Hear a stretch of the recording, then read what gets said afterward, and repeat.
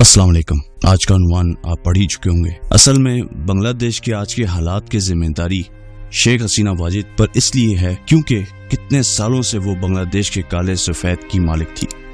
ये बात ठीक है कि उनके दौर में बांग्लादेश तरक्की करता रहा और तरक्की पाता रहा, लेकिन ये इनका कोई एहसान ना था, बल्कि एक प्राइम मिनिस्टर और सियासतदान होने के नाते उनका ये फर्ज था। हमारे साउथ एशिया बरे सगीर के ममालिक में ये हमारी आम बीमारी है कि अगर गलती से कोई अच्छा और मुल्क व कौम की फलाह बहबूद तरक्की के लिए कोई काम हो जाए तो उसको आवाम या मुल्क पर अपना एहसान तस्वुर कर लेते हैं, जो कि सरासर गलत नजरिया है।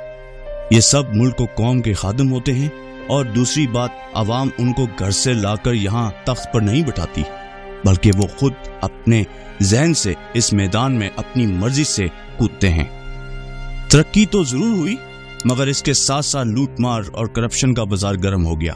न जाने किस किस ने इस गंगा में हाथ धोए, सारा माफिया बन गया। सारी ब्यूरोक्रेसी और गवर्नमेंट के तमाम इदारे करप्शन में डूब गए।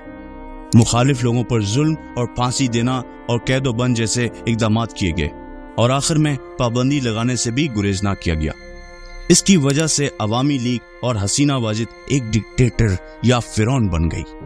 और जब पानी सर से ऊपर हुआ और अवाम सड़कों पर निकल आई और सीधा अवाम पर गोली चलाने का हुक्म भी दे दिया, जैसे हमारे यहाँ तारीख में एक नामवर नाम जिसको आप जानते हैं जुल्फिकार अली भुट्टो ने भी इसी तरह का हुक्म सादिर किया था। इसकी वजह से लगभग 300 लोग अब तक मारे जा चुके हैं। बिल्कुल हमारे हुक्मरानों की तरह ही उनके माथे पर बल तक न आया, बल्कि और मारने का हुक्म दिया। बल्कि उनके अपने बेटे जो खुद शायद बरतानिया में मौजूद हैं कहते फिर रहे हैं कि जो उन पे गोलियां चलाने का इकदामात का हुक्म जो गवर्नमेंट ने दिया था बिल्कुल सही था। अकड़ भी नहीं जा रही। इतना कुछ हो जाने के बाद अकड़ भी नहीं जा रही, क्या ही कह सकते।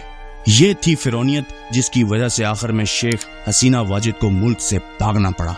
छोटा इंसान और नाअहल लोग इसी तरह जुल्म करके फिर भाग जाते हैं।